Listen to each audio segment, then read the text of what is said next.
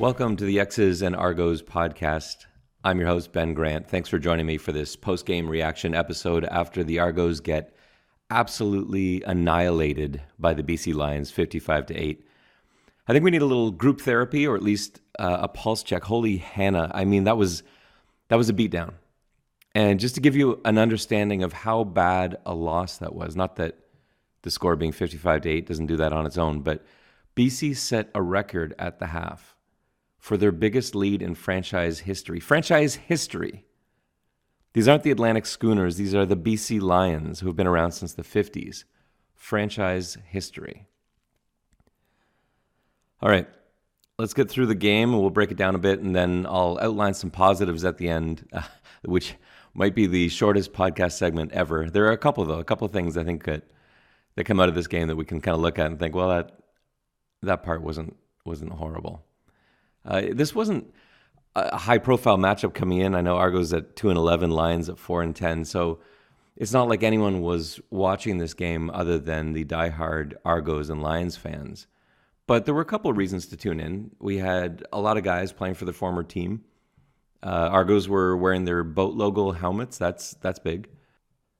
And then S.J. Green needed 95 yards to hit 10,000 for his career. He did not get the 95 yards. He was 90 yards short of that with one catch for 5 yards.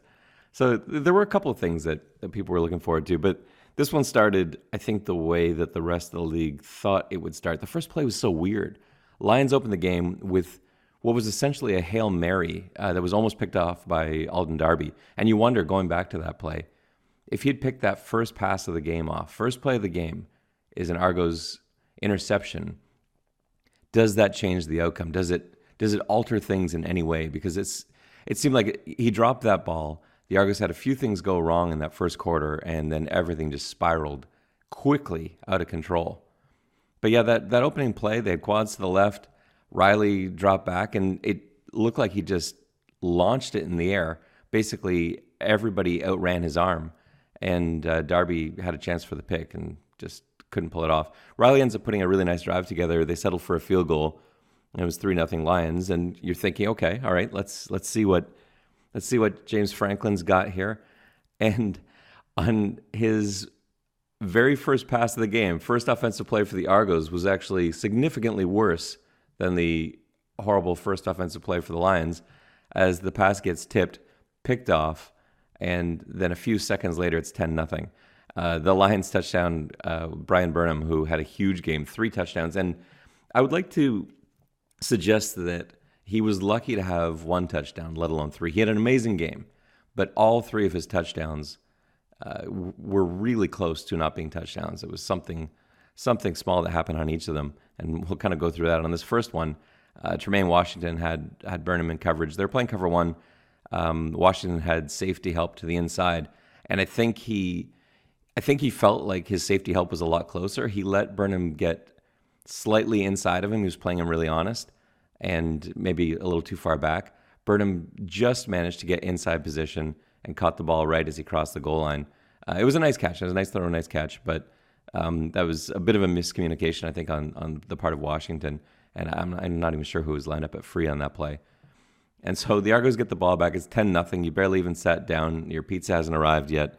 And next offensive play, so our second offensive play of the game, and Wilder fumbles.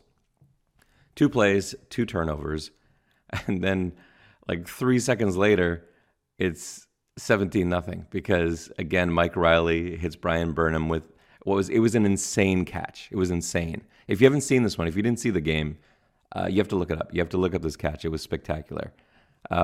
Pretty simple concept. They had a pogo concept on the twin side to the right. They have a post on the inside of the slot receiver. Burnham was on the outside. He just had to go with a little delay in there at about 8 yards. Looked like cover 3 cut. Covington had flats, but there was no one there, so he dropped back, following Burnham into the end zone. He really wasn't open. And then Washington, who had deep responsibility, came over, and they basically sandwiched him, cornered him in the end zone, and he makes this crazy one-handed catch, and the camera goes right over to Chamberlain after that touchdown. It's 17-0, like 4 seconds into the game. And Yeah, Chamberlain looked like he wanted to kill someone. So what do the Argos do? 17-0. We go no huddle. And this was a disaster too. Franklin's going no huddle. The receivers have their arms up in the air. They don't know what the play is.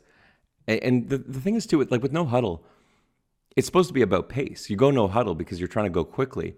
We were going no huddle. Not only did the receivers not know what the play was, which by the way is a huge indication to the defense that it's a running play, especially when the quarterback waves them off and just snaps the ball.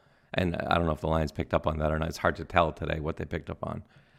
But they were snapping the ball with 4 seconds left on the play clock. And if you're going no huddle, it's to the point of it being embarrassing. Well, even more so when you're snapping the ball with 4 seconds left on the play clock, hurrying it up so that you don't get a delay of game penalty while running no huddle.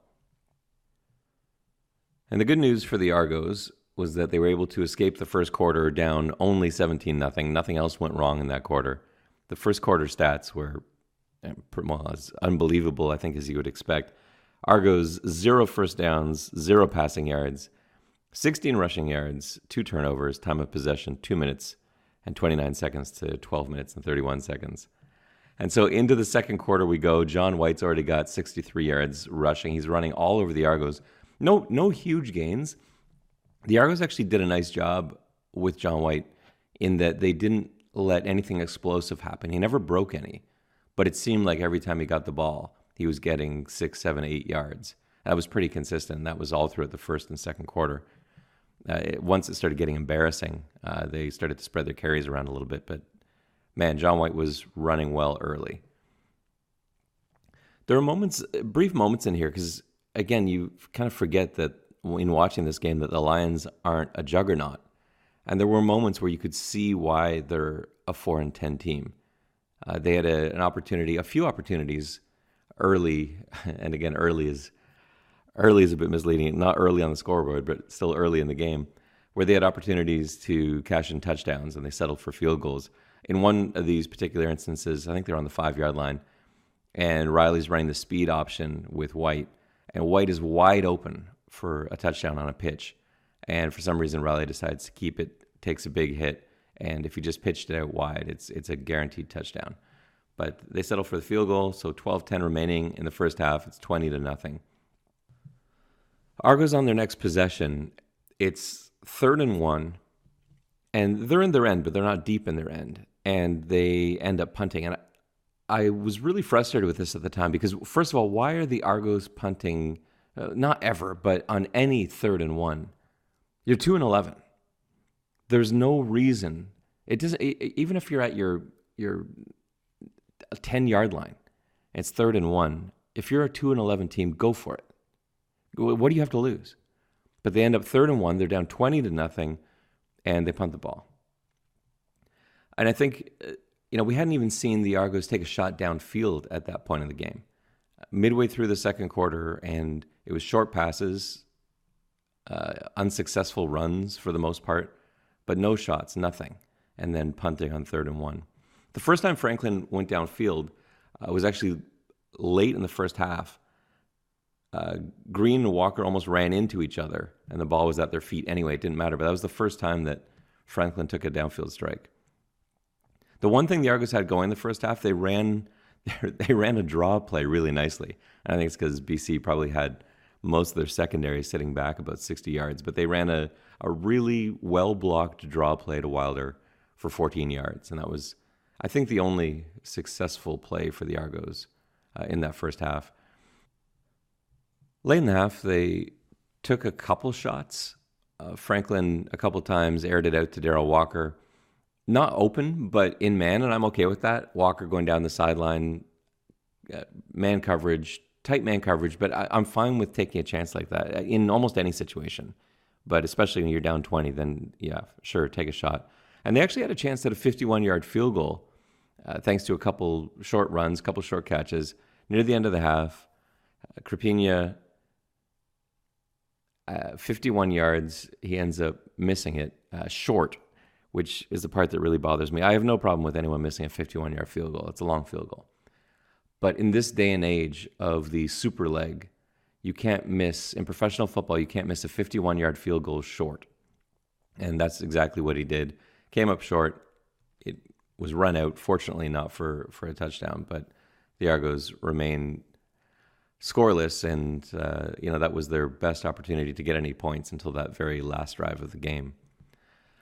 Argos tackles are just getting blown off the ball. I talked about White's running. Again, most of the Argos defense was actually playing the run well, but it was in the inside of the line. The D tackles, and actually the entire defensive line as a whole was getting pushed back on pretty much every Lions run play, and the backers were having to come in and settle things, safeties in some instances. But we had a real disadvantage today on the line. Our defensive line just not doing their jobs, not holding their ground, let alone getting upfield. Then there's a huge play before the end of the half. Burnham against Covington for a huge gain. This is another one where I was just shaking my head because Burnham's a good receiver. He's a very good CFL receiver, but there's nothing about him in terms of measurables where you should be worried about covering him in man, technically. He's a very good route runner. He's got very good hands, reads the ball very well in the air. But the play, I think it was quads right, ISO, Burnham isolated to the left. We're playing cover one, and Covington just plain got beat with speed by Burnham, who's like a 4'6" guy like 5 years ago. So I don't know what he runs now. And yeah, Covington, I think maybe just underestimated him. But yeah, he just got plain beat down the sideline. And then O'Brien ends up coming in to play quarterback, plows it into the end zone. 27-0. Was still with a few minutes to go in the half, and the Argos got a little hosed a couple of times at the end of that drive on an offside call. That's not going to be a story. That wasn't the difference in the game, obviously, but they did get a couple of bad calls, and one was an offside. And they show the replay, and there's nobody within a yard of the ball when it snapped. And credit to the Argos too. There were two occasions where O'Brien came into the game, short yardage situations. Before he replaced Riley, when he came in short yardage situations, first and goal from the one. And on both of those occasions, the Argos were able to stuff the Lions on first down. And on second down, of course, O'Brien was able to get it in the end zone for the touchdown. But I think the fact that they stuffed the Lions on both of those first downs tells you that this wasn't a lack of effort. There were a lot of reasons the Argos lost or got blown out today, but it wasn't a lack of effort. It's not like they weren't trying. And I think that's really important when we start talking about how we're going to evaluate this game and how we're going to evaluate the season and the players. And, there's not maybe too much left to watch for other than personnel evaluation and coaching evaluation. But I thought that was an interesting sign that in both of those situations, the Argos were determined not to have that score get run up. And for at least a play, they were able to hold it off. So O'Brien gets in on the second try. It's 27-0. And then things get even worse. We're trying to make a big play happen right before the half. The kickoff goes to Rainey. He tries a reverse to Gittins Jr., but it gets tipped. BC recovers. They bring it all the way back down to the 1 yard line. And there were so many problems with this. First of all, the reverse wasn't there. It wasn't open. And so Rainey panicked. He had Gittins Jr. coming across. The coverage blew through all of our front line and our up backs. And Rainey was just swarmed. And he still pitched it anyway to Gittins Jr., who wasn't in position yet. He hadn't got to that mesh point. And so all the BC Lions surrounding everybody, ball gets tipped. And it was just such a horrible call from Rainey. I don't mind calling for a reverse kickoff return from the sidelines. I don't have a problem with that. But Rainey has to make that decision anytime you're running a reverse on a kickoff return. I know the players always want to execute it, but they're coached such that they know if it's not there, they eat it. And so Rainey, in that situation, when he sees the Lions swarming around him, has to reevaluate and just decide to keep the ball and then follow the blocking himself. But he doesn't. He turns around, pitches it out to Gittins Jr. It gets tipped, bounces around down to the 1, Lions ball. And 10 seconds later, after an O'Brien stop at the 1, they get it in on the second attempt, and it's 34-0. And then it being the half that just wouldn't end, somehow the Lions get the ball back again with time still left on the clock, not much. And they're basically trying to run out the clock now because it's awkward. It got embarrassing. It got to a point in the third quarter, the cameras on the BC sidelines, and they're not even celebrating anymore. They're just kind of looking around at each other like, ew, because it was so uncomfortable for a professional football game to get out of hand like this. So with 1 second left on the play clock, it's third down for BC, and the Argos call a timeout because they have no clue. They're just lost at this point. Nobody has any idea what's happening. The game plan is so far gone out the window that coaches are just panicking. They see 1 second left, third down, they're like, timeout, thinking they'll get the ball back. But of course, that's ridiculous. Riley ends up just taking a knee, clock's expired, and that's the end of the first half, 34-0. And as I said, franchise record. But it was an assortment of embarrassments. 3 first downs in that first half, 28 yards passing, 38 yards rushing for 66 total yards. And for a CFL game, 66 total yards has got to be it's got to be one of the lowest totals for a non-weather factor game. I'm sure there have been games in the past in the snow, mud bowls, sleet, rain, whatever, where there's been very little offense. But to be playing in perfect conditions on turf and to have 66 total yards in the half for a CFL team is humiliating.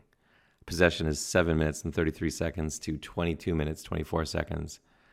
And when that half was over, I'm sure the TV viewership the half is, I'm sure TSN's probably shaking their heads 5 minutes into the game thinking, well, there goes the audience that was tuning in, which is pretty limited to begin with.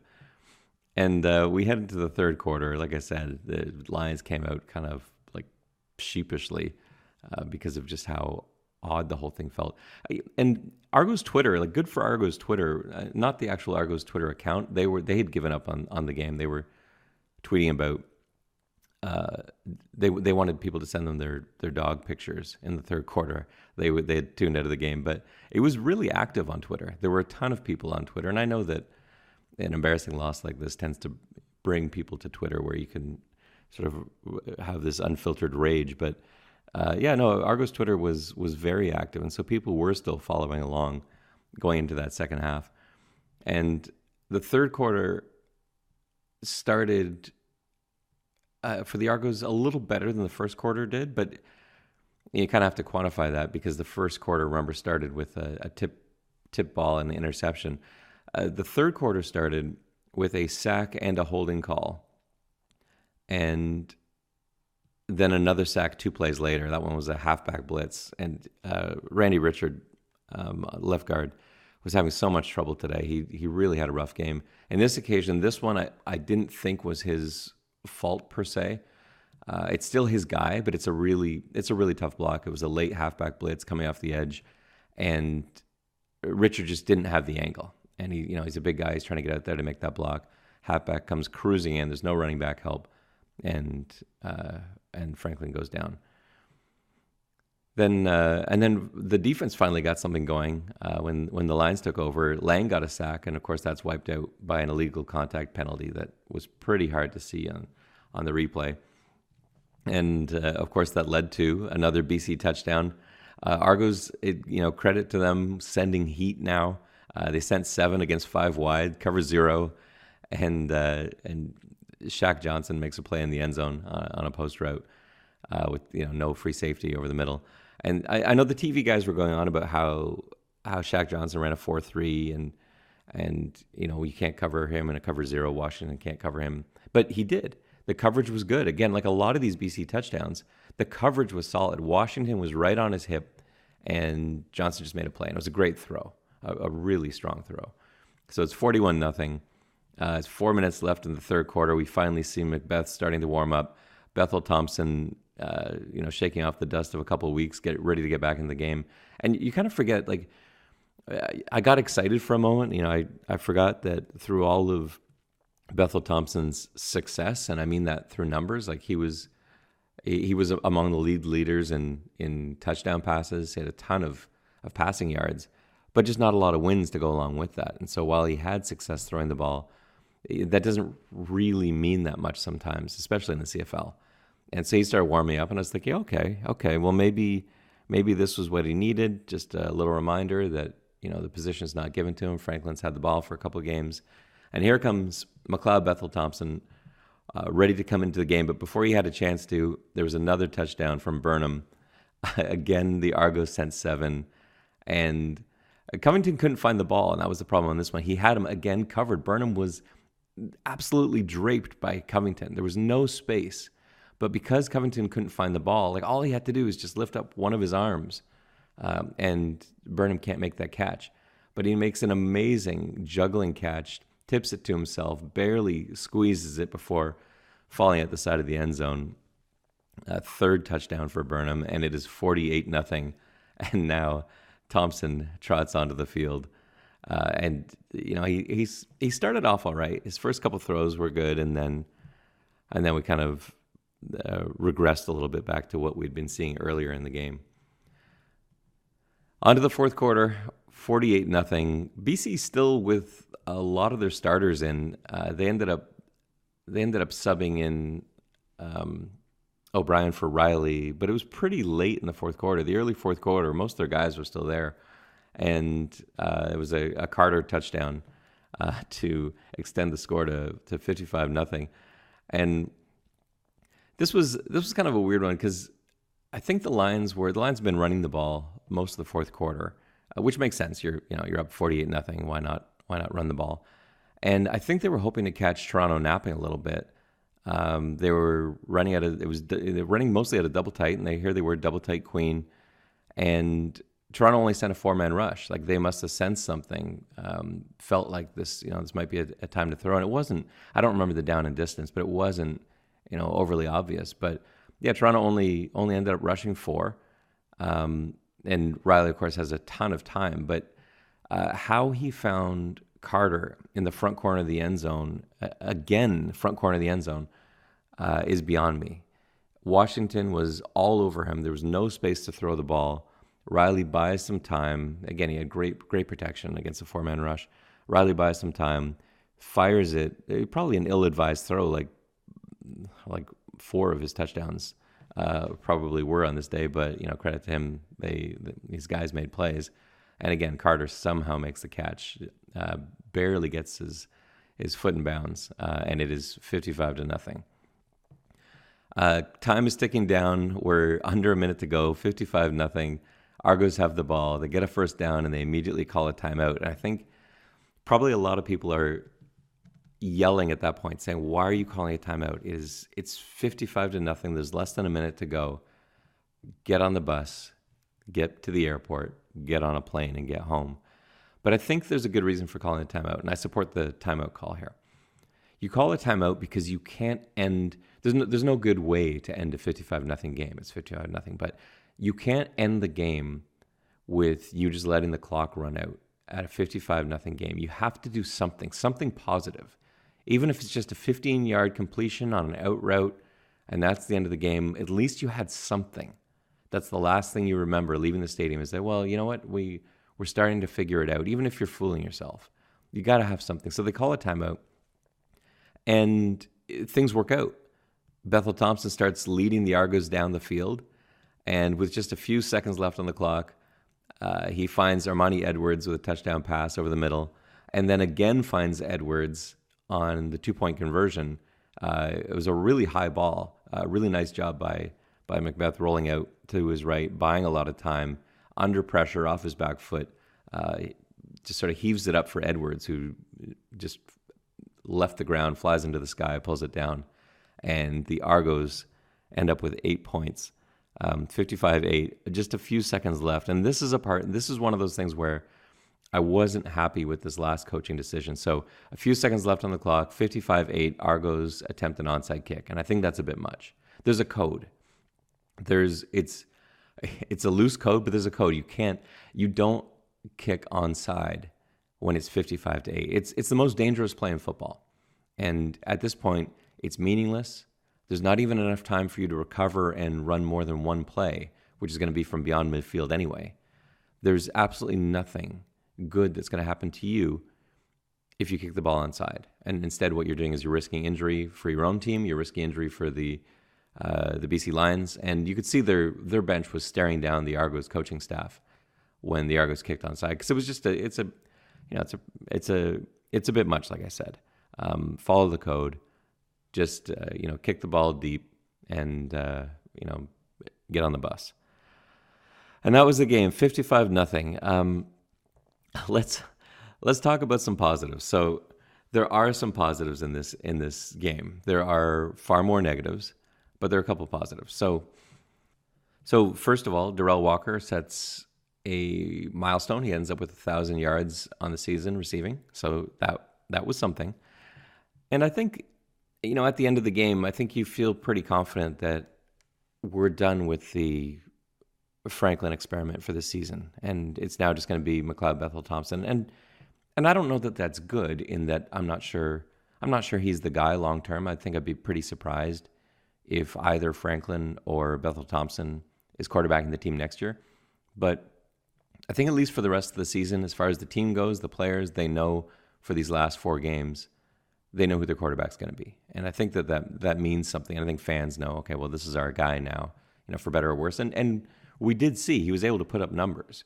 And numbers were something that we just didn't have any of today until that final drive. Other positives here are maybe negatives that we can spin as positives.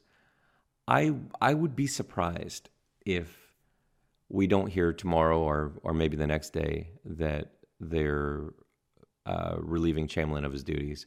I wouldn't be surprised if Pop is on his way out. I think both of those guys, and I really don't like to see coaches and GMs fired. I know how hard they work and how much time they put in, but it's a necessary thing. It has to happen. There needs to be a change, and there needs to be a change of head coach. There needs to be a change at the general manager spot, and both guys with they've had some success, but they haven't had success recently, either of them. And after the season and after a record-setting loss like this, I don't think there's any better time if you're going to make a change. And I would be surprised if we don't see that that either tomorrow or the next day. And so I do think that's a positive, because now we sort of know, okay, well, we'll come up, there's going to be a plan and there's going to be something going forward. And I don't know who takes over. I don't know who you appoint as interim head coach, but I think it's a necessity at this point that Chamberlain and Pop move on to something else. So that's another positive that we can take out of this. And the other positive is that we've got that boat logo helmet for the rest of the season, the Argos announced. So yet another reason to check out the Argos in their next game.